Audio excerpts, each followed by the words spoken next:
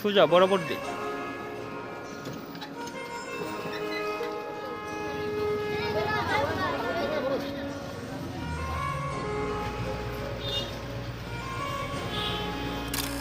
এই শহরে গল্প তো সবারই থাকে, কিন্তু কারোটা হয় উপন্যাস আর কারোটা হয় দীর্ঘশ্বাস।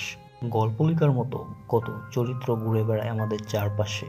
যেমন আপনি রাস্তার দিকে তাকালে দেখতে পারবেন যে কেউ স্কুল টাইম থেকে পরিশ্রম করছে, আবার কারো বয়স 9-10 বছর হবে, সেও রাস্তায় নেমে পরিশ্রম করছে।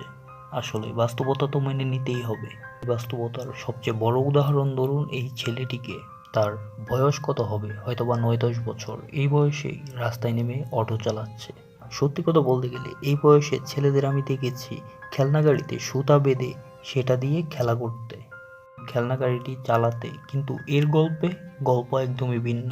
সে এই বয়স থেকেই রাস্তায় গাড়ি চালাচ্ছে। আমি যখন ছিলাম 400 টাকা, আব্বা মাসের 2টি। ও আমি 2টি মেরে গেছি ভাই, আব্বা মাসের 2টি। বিশেষ করে গ্রামের এদিক দিয়ে একটা জিনিস প্রচলিত আছে, আর সেটা হচ্ছে গিয়ে কর্মই ধর্ম। অর্থাৎ ছেলে মানুষ মানে ছোট থেকেই কাজ শিখতে হবে। এর কারণ হচ্ছে ছেলেদেরকে লেখাপড়া করিয়ে কি হবে, চাকরি তো খুব কম ক্ষেত্রেই পাওয়া যায়, চাকরি পাওয়ার চান্সে তো খুবই রিস্ক রয়েছে। তাই ছোট থেকেই কাজ বাজ শিখে নিলেই ভালোই, তারা এটাই মনে করে। গ্রামের মানুষ এটা মেনে নেওয়ারও একটা যথেষ্ট কারণ রয়েছে।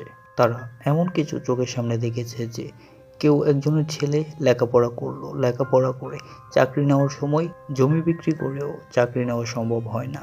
এই একটি বাস্তবতা, একটি ধারণা প্রভাব ফেলে একটি 10 বছরের স্কুল ছাত্রের উপর। একটি বাস্তবতা প্রভাব ফেলে একটি সমাজের উপর। এই একটি বাস্তবতা প্রভাব ফেলে একটি দেশের উপর। এই একটি বাস্তবতা প্রভাব ফেলে একটি জাতির উপর। এভাবেই আমরা হারিয়ে যাচ্ছি।